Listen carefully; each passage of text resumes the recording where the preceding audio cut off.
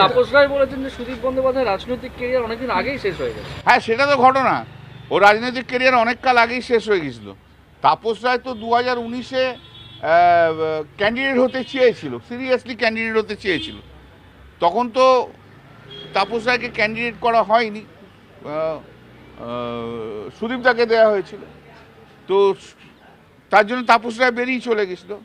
এবং 2024-এও একটা বড় প্রশ্ন উঠেছিল সুদীপ বন্দ্যোপাধ্যায়কে নিয়ে, যে ওকে ক্যান্ডিডেট করা হওয়া উচিত নয়।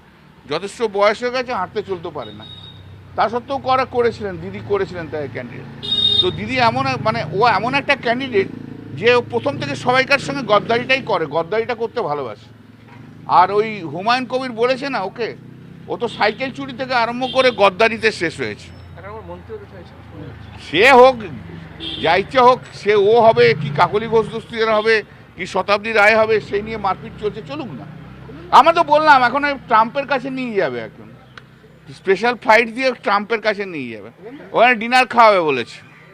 এখানে তো কিছু করতে পারবে না, এখন 1.5-2 বছর তো নাচতে হবে। এদিক হয় এখানে নাচবে, ওখানে নাচবে, এখানে নাচবে, ওখানে নাচবে। 2 বছর পর টাইম লাইন শেষ। বাংলার মানুষ আর ভোট দিয়ে জেতাবে না, ওদের চিন্তা করার কিচ্ছু নেই। 1.5-2 বছর একটু লিপস্টিক কেউ ভালো লিপস্টিক মাখবে, ফেস পাউডার দেবে, সাজে কত সাজা গোজাটা বেড়ে গেছে দেখেছো 2-1 জনের। না আমার বলছি না, ঠিক আছে। যে বলেছিল যে এই যে সায়নী ঘোষ কি একটা গালাগাল দিয়েছিল শুভেন্দু অধিকারীকে, বলেছিল ওর নাম করলেই সারাদিন খারাপ হয়ে যাবে, সেও চলে যাচ্ছে শুভেন্দু অধিকারীর কাছে।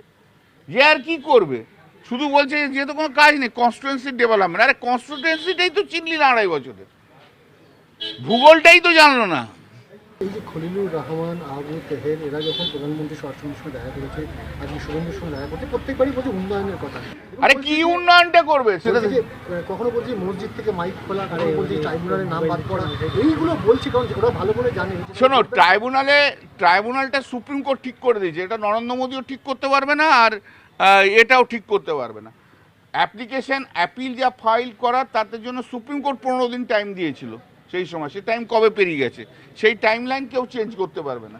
এসব নাটক করছে, এই দুজনের নাম বলে না, এরা দুজন নাটক করছে, খুব ঢুকতে পারছে না মুর্শিদাবাদে। ভাই সকাল থেকে আমার কাছে মুর্শিদাবাদে অনেক লোক এসেছিল, দাদা কবে যাবে করে।